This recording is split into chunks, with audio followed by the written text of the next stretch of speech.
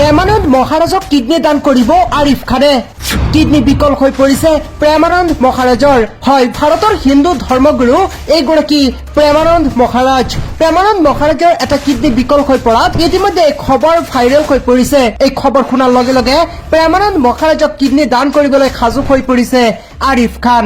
অৰ্থাৎ হিন্দু ধৰ্মগুৰুক কিডনী দান কৰিবলৈ সাজু হৈ পৰিছে মুছলমান যুৱক এইগৰাকী আৰিফ খান। কিডনী বিকল হৈ পৰাত প্ৰেমানন্দ মহাৰাজক এটা কিডনী দান কৰিব বুলি ইতিমধ্যে পত্ৰও লিখিছে আৰিফ খানে। উল্লেখ্য যে ভাৰতৰ এগৰাকী বিখ্যাত হিন্দু ধৰ্মগুৰু প্ৰেমানন্দ মহাৰাজ আৰু এইগৰাকী প্ৰেমানন্দ মহাৰাজৰ ওচৰত বহু নামী দামী তাৰকা গৈ আশীৰ্বাদ লয়।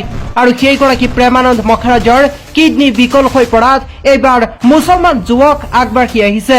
মুছলমান যুৱকে কোনো ধৰ্মৰ ফালে নাচাই এইবাৰ মানৱতাৰ খাতিৰত আগবাঢ়ি আহিছে আৰিফ খান। বৰ্তমান এই খবৰে সামাজিক মাধ্যম কঁপাই তুলিছে।